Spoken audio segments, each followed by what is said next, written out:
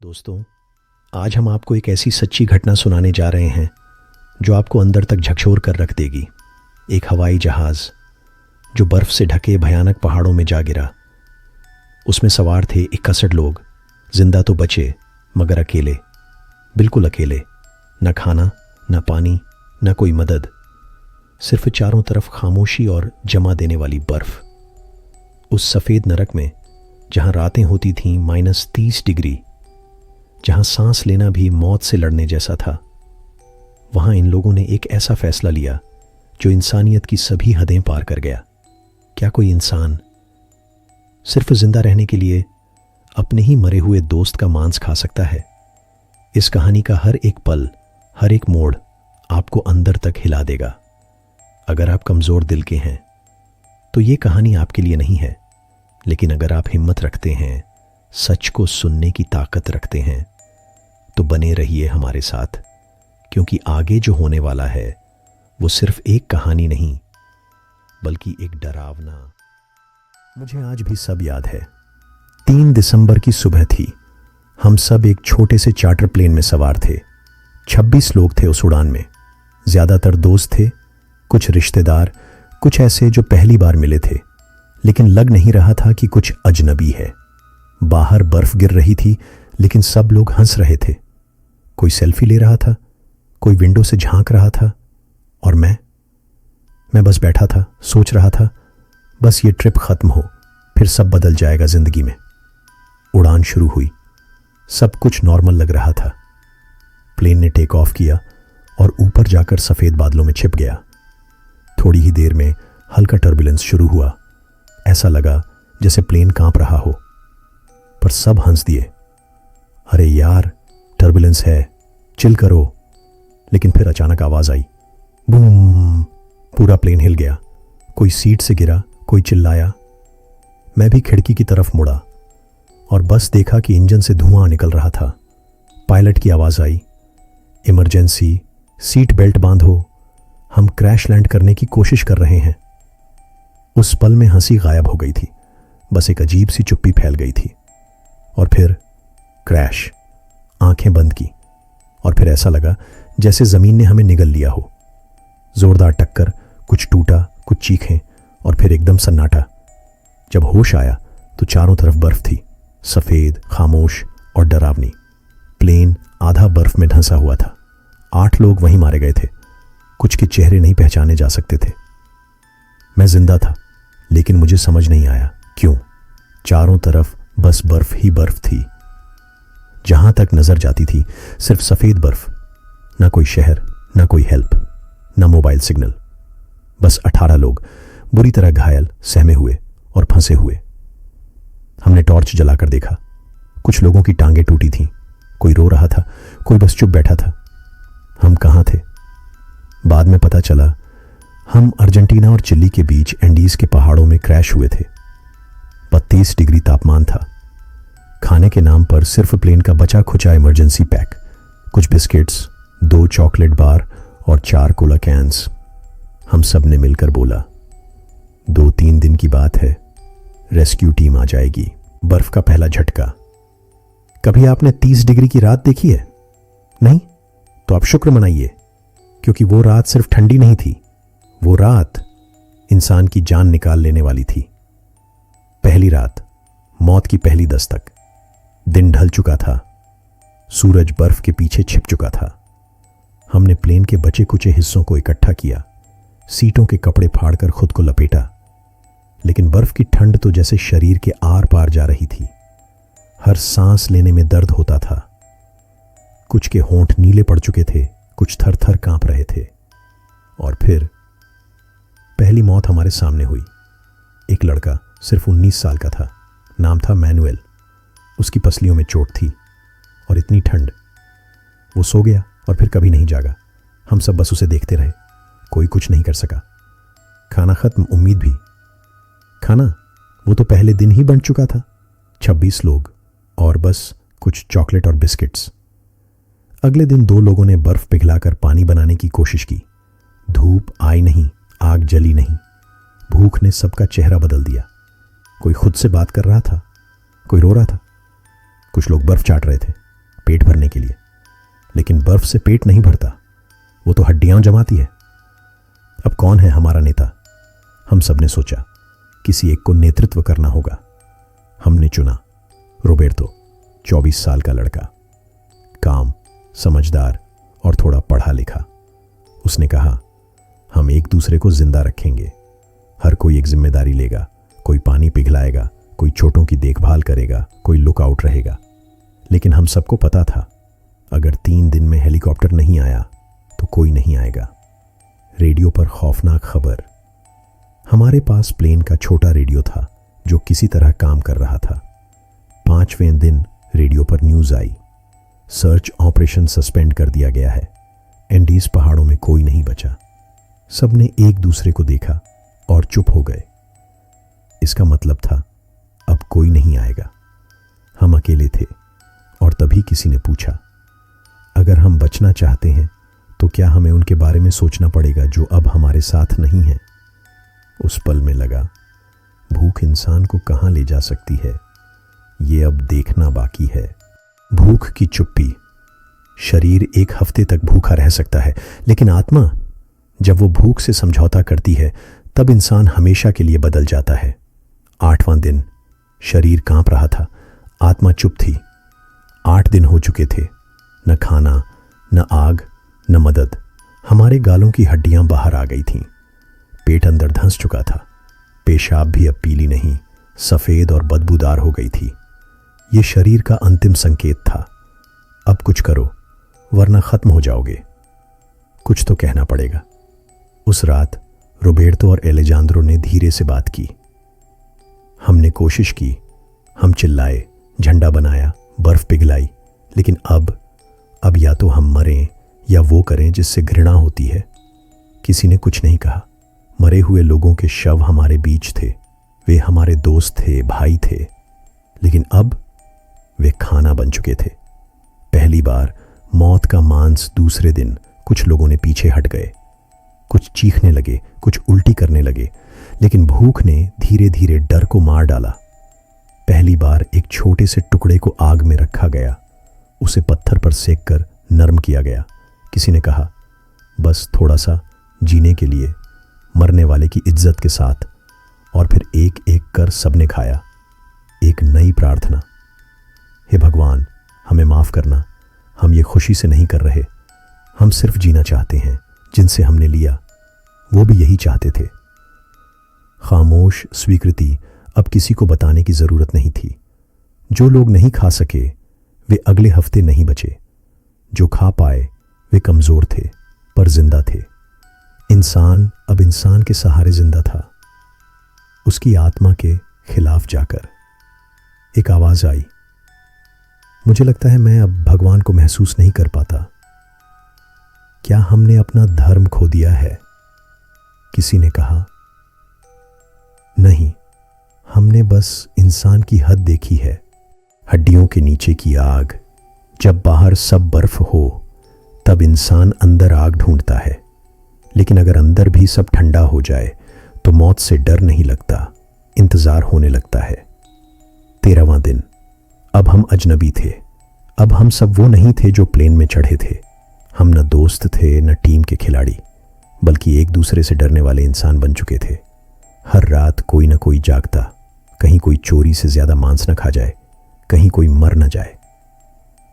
अब मौत भी एक साधन बन चुकी थी। आग नहीं थी, लेकिन हमने प्लेन की सीटों को जलाया, फ्यूल टैंक के पास जाकर रिस्क लिया, सिर्फ कुछ पल की गर्माहट के लिए।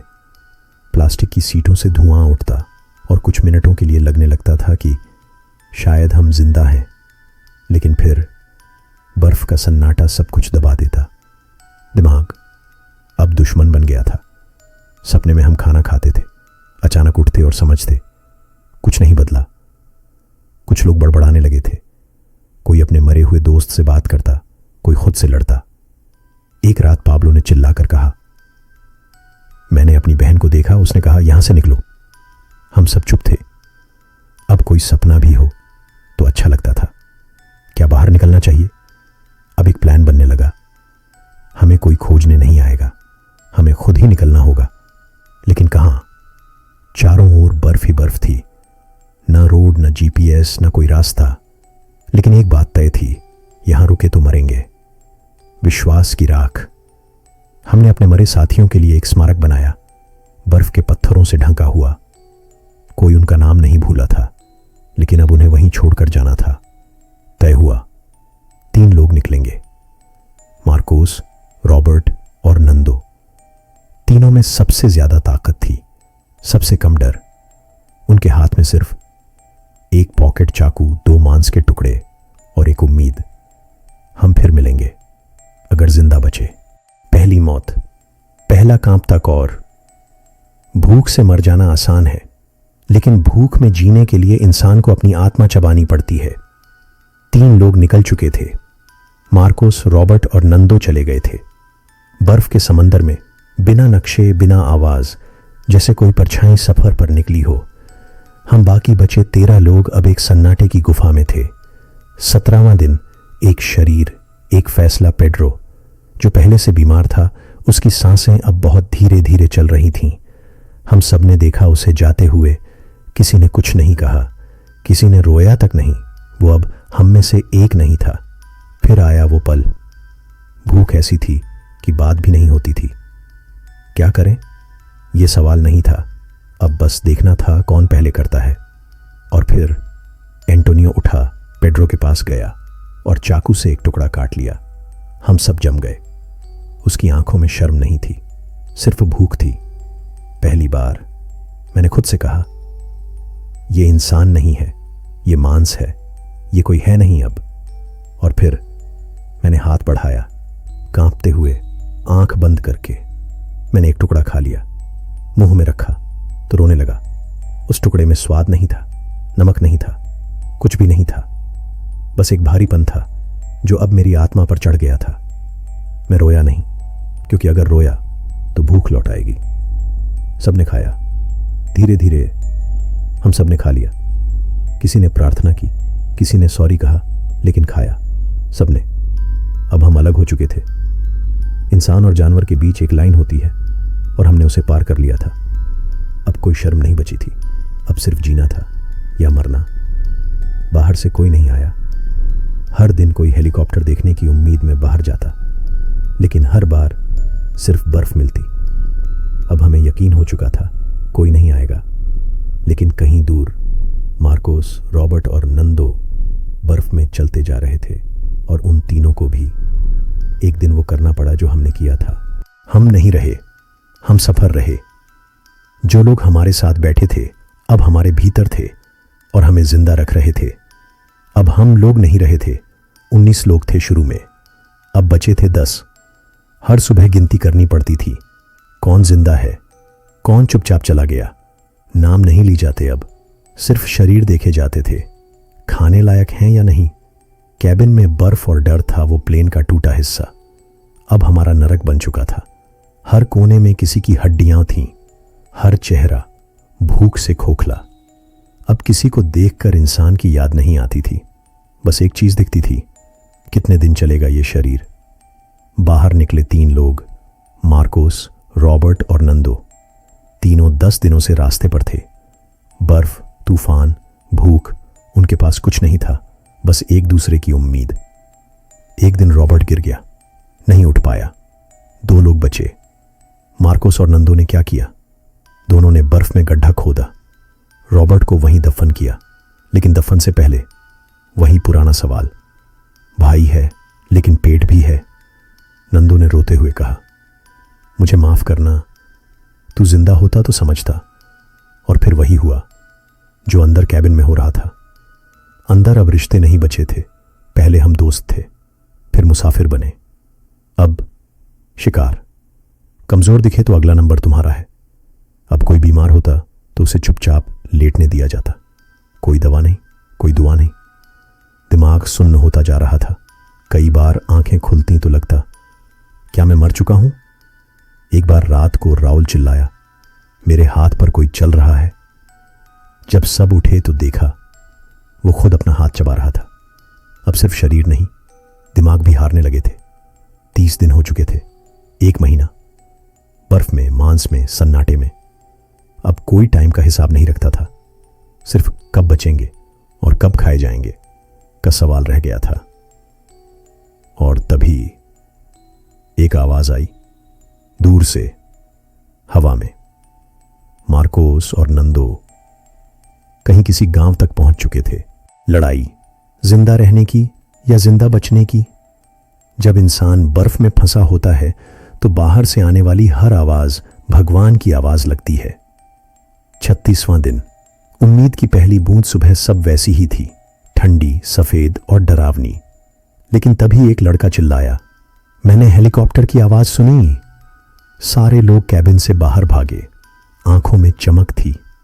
पहली बार दूर पहाड़ों में एक धब्बा उड़ता दिखा। Rescue helicopter. मार्कोस और नंदो ने कर दिखाया था। उन दोनों ने 10 दिन तक बर्फ, ग्लेशियर, तूफान पार कर एक गांव तक पहुंचने की कोशिश की थी। नंदो के पैर सुन्न हो चुके थे। मार्कोस की आंखों से खून आ रहा था, लेकिन वो रुके नहीं। और आखिरकार एक पहाड़ी चरवाहे ने उन्हें देखा, सुना और सरकार को खबर दी। रेस्क्यू टीम आई, लेकिन सबसे पहले 2 हेलीकॉप्टर आए। लेकिन बर्फ बहुत ज्यादा थी, सीधा लैंड करना नामुमकिन था। फिर 2 जवान पैराशूट से उतरे। वो अंदर आए और बोले, कितने लोग हैं जिंदा? और फिर एक लंबी चुप्पी, क्योंकि हम सब अब इंसान नहीं रह गए थे। हम डरते थे बाहर वालों से कि वो हमें देखकर क्या कहेंगे। जब सच्चाई सामने आई, रेस्क्यू टीम को धीरे धीरे सड़े हुए शव, हड्डियां और खून लगे कपड़े दिखने लगे। फिर एक ने धीरे से पूछा, तुमने इतने दिन क्या खाया? और उस सवाल पर सब फूट फूट कर रो पड़े। किसी ने कहा, हमने सिर्फ जिंदा रहने की कोशिश की, हमें माफ कर दो। लेकिन रेस्क्यू के बाद भी हेलीकॉप्टर में चढ़ने से पहले हर किसी की आंखें एक दूसरे से मिलती थीं, जैसे कोई कहना चाहता हो, तू था ना जिसने अमर की टांग काटी थी? तेरे हाथ में कल रात खून था। शरीर रेस्क्यू हो गए थे, पर आत्मा अब भी उसी बर्फ में फंसी थी। बाहर की दुनिया। जब बचाव दल के साथ सभी को लाया गया तो पूरी दुनिया ताली बजा रही थी। टीवी पर चमत्कार की कहानी। लेकिन किसी ने नहीं पूछा, तुमने जिंदा रहने के लिए क्या खोया? पागलपन की खामोशी। जंगल से बाहर आ गए, पर जो डर और भूख हमारे अंदर बैठ चुकी थी वो नहीं गई। बाहर की दुनिया। तालियों के पीछे की तंज। जब हम लौटे, टीवी चैनलों पर हमारी तस्वीरें थीं, अखबारों में हेडलाइन थी, मौत को मात देने वाले हीरो। लेकिन जब लोगों को पता चला कि हमने जिंदा रहने के लिए मरे हुए साथियों का मांस खाया, तो वही लोग जिन्होंने तालियां बजाई थीं अब हमें देखना भी नहीं चाहते थे। ये तो नरभक्षी हैं, इनसे दूर रहो, ये इंसान नहीं रहे। दिमाग का चुपचाप टूटना। हम में से कई लोग रातों को चीखते उठते थे। नींद में भी हड्डी चबाने की आवाजें, सड़ी हुई लाशों की गंध, ठंडी बर्फ में कांपती चीखें। कुछ ने खुद को कमरे में बंद कर लिया, कुछ अस्पतालों में भर्ती हो गए। मैं खुद कई बार आईने में देखकर अपने चेहरे से नफरत करता था। सवाल जो अब तक पीछा करते हैं, क्या अगर हम मांस न खाते तो मर जाते? क्या हमने सही किया? क्या हमारे दोस्त जो मर गए थे वो चाहते थे कि हम उनका शरीर खाएं? और सबसे बड़ा सवाल, क्या मैं अब भी इंसान हूं? समाज का असली चेहरा कुछ रिपोर्टर्स हमसे इंटरव्यू लेने आए, पर सवाल क्या थे? कैसा लगा मांस खाते समय? किसका मांस सबसे पहले खाया? कोई गिल्ट फील हुआ? शर्म की बात है, हमसे सहानुभूति नहीं, सिर्फ सनसनी चाहिए थी। एक सर्वाइवर ने कहा, जब तक हम बर्फ में थे हम जिंदा रहने की लड़ाई लड़ रहे थे, लेकिन जब बाहर आए तब असली पागलपन शुरू हुआ। हम सब अलग अलग हो गए। कुछ लोगों ने धर्म की ओर रुख किया, कुछ ने शादी कर ली, पर कभी पुराना जिक्र नहीं किया। एक लड़के ने आत्महत्या कर ली और मैं बस ये कहानी सुना रहा हूं ताकि आप समझ सको कि भूख सिर्फ पेट में नहीं होती, कभी कभी वो आत्मा को भी खा जाती है। जिंदगी के बाद की जिंदगी। हम लौट तो आए थे, लेकिन क्या सच में लौटे थे? या जो लौटे थे वो हम नहीं, हमारे जिंदा बचे हुए छिलके थे। एक चिट्ठी जो उसने मरने से पहले लिखी थी। हॉस्पिटल के 15वें दिन मुझे एक कागज दिया गया, राकेश की चिट्ठी। वो चिट्ठी उसने अपनी आखिरी रात को लिखी थी, जब उसे लगने लगा था कि वो अगला हो सकता है जिसे हम खा सकते हैं। अगर मैं मरूं तो प्लीज मेरी मां से मत कहना कि मैंने इंसानों का खाना खाया। मैं अब भी तुम्हारा दोस्त हूं। मैं बस भूखा था, बहुत भूखा। जिंदा लौटना, लेकिन सब कुछ पीछे छूट जाना। जब हम समाज में लौटे, हमारे चेहरे पर नजरों की किरचें चुभती थीं। लोग देखकर मुंह फेर लेते थे, कुछ हंसते थे, वो देखो आदमी खाने वाले लोग आ गए। कुछ डरते थे, जैसे हम राक्षस हैं। एक दिन सबने कहा, वो बच गए थे, लेकिन कोई नहीं बोला। वो इंसानियत के साथ बच गए थे। इलाज नहीं, माफी चाहिए थी। डॉक्टरों ने हमें दवाइयां दी, मनोवैज्ञानिकों ने काउंसलिंग की, पर जो जहर अंदर उतर चुका था वो कोई निकाल नहीं पाया। रात को हम चीखते थे, खुद की आवाज से जाग जाते थे, हाथ थरथराते थे जैसे अब भी बर्फ में हो। डॉक्यूमेंट्री बनी, किताबें छपी, हमारी कहानी बिकने लगी। नेटफ्लिक्स ने डॉक्यूमेंट्री बना दी, एक सर्वाइवर ने किताब लिखी, 365 days of flash and ice. हमसे इंटरव्यू लिए गए, सवाल वही थे, सबसे पहले किसे खाया गया, पर कभी किसी ने यह नहीं पूछा, उसके बाद तुमने कैसे खुद को जिंदा रखा। अब मैं तुम्हें सुना रहा हूं। मैं अब भी हर साल 20 अक्टूबर को अकेले पहाड़ों पर चला जाता हूं, जहां कोई नहीं होता, न कैमरा, न मीडिया, न सवाल, बस मैं और राकेश की चिट्ठी। मैं बैठकर पढ़ता हूं उसे और मन ही मन कहता हूं, मैंने तुझे नहीं खाया दोस्त, पर हां, मैंने तेरी कमी को रोज निगला है। आखिरी शब्द, बर्फ से लड़ सकते हो, भूख से भी, पर अंदर की इंसानियत जब टूटती है तब बचना सबसे मुश्किल होता है। अगर ये कहानी आपके दिल को छू गई हो तो कृपया एक लाइक जरूर करें। ऐसी ही कहानियों के लिए हमारे चैनल को सब्सक्राइब करें और इस वीडियो को अपने दोस्तों के साथ जरूर शेयर करें।